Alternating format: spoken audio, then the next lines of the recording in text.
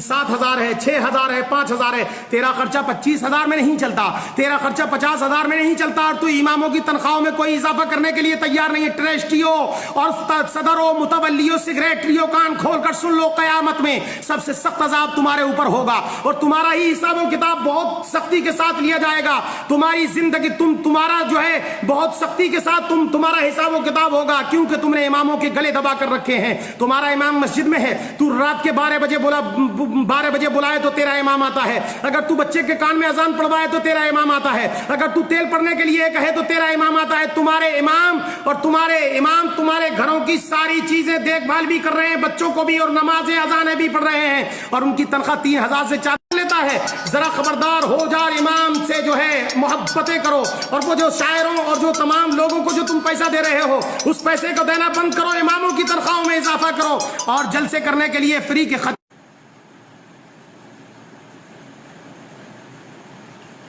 خطیبوں کو پیسہ دینے سے بہتر یہ ہے کہ اپنے اماموں کی تنخواہوں میں اضافہ کر دو, تاکہ قیامت میں تم سے حساب و کتاب.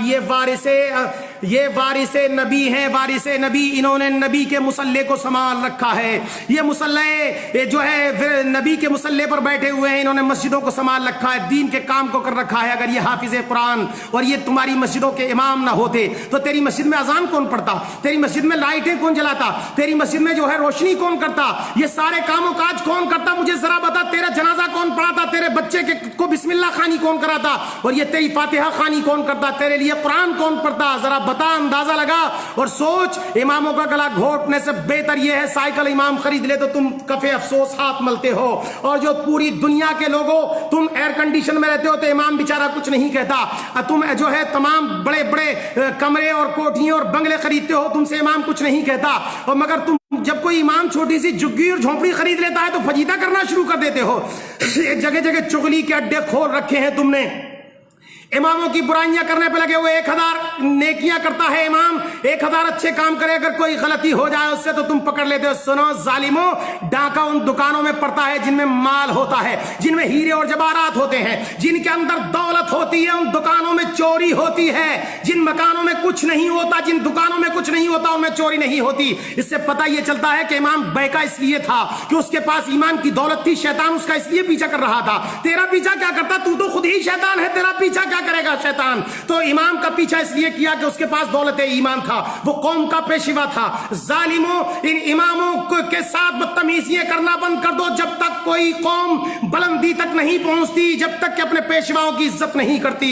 تم نے دنیا کی, تیری 25,000 تنخواہ ہو تو تیری پور نہیں پڑتی, 50,000 ہے مولانا پھر بھی کمی رہ جاتی ہے. تیرے بہترین کپڑے اور تمام کے تمام انتظام و انسلام دیکھ کر امام نے کبھی آہ نہیں کری. مگر سن, امام اتر لگا لے تو تجھے پریشانی ہوتی ہے, امام اچھا کپڑا پہن لے تو تجھے پریشانی ہوتی ہے, امام شیروانی سلوا لے تو تجھے پریشان ہوتی ہے, امام سائیکل پر چلا جائے تو تجھے پریشان ہوتی ہے, تو فلائٹوں میں گھومے, امام سائیکل پر گھومتا ہے. ظالموں, تو تمہیں تکلیف ہو جاتی ہے. اپنے اماموں کے پیچھے نہ پڑو. قیامت میں جب مصطفیٰ پیارے پوچھیں گے کہ میں نے اپنی ملکیت اور میراث کا ان کو پیشوا بنا کر کے تمہارے بیچ میں بھیجا تھا, جنہوں نے تمہارے بچوں کو قرآن پڑھایا, جنہوں نے تمہارے لیے قرآن خوانی پڑھی, جنہوں نے تمہارے لیے جو تلاوت کلام اللہ کیا, جنہوں نے تمہارے بزرگوں کے لیے ایصال ثواب کیا, جس نے تیرا 40واں 10واں پڑھا, جس نے تیری فاتحہ خوانی کری, ان اماموں کے تم ہاتھ دھو کر پیچھے پڑ گئے تھے. سن لو ٹرسٹیوں, ظالموں, سن لو تمام کمیٹیوں کے لوگوں, سن لو, تمہاری زندگی میں انقلاب پیدا نہیں ہو سکتا.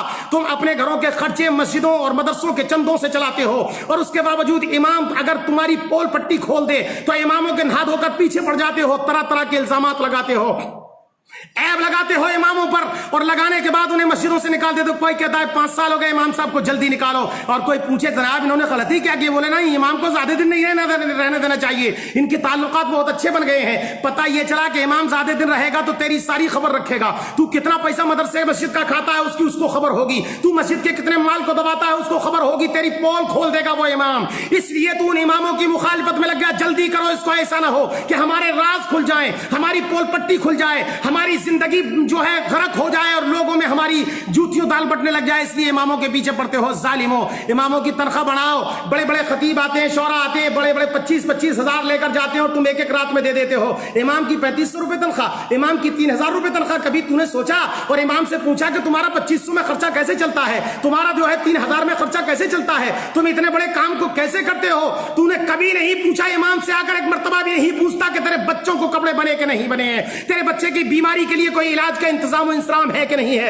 امام بخار میں پڑا رہے کمرے میں، ایک بھی مقتدی آ کر نہیں دیکھتا، ایک بھی جو ہے مدرس پڑا رہے اسے آ کر کے نہیں دیکھتا۔ ظالموں، تم پر لازم ہے کہ تم اپنے اماموں کی خبر کرو، اور یہ تم پر کورونا وائرس کا جو عذاب آیا ہوا ہے سن لو، یہ صرف اور صرف تمہاری بدتمیزیوں اور اپنے پیشواؤں کی جو کے اوپر جو ہے ظلم و ستم کرنے کی وجہ سے آ رہا ہے۔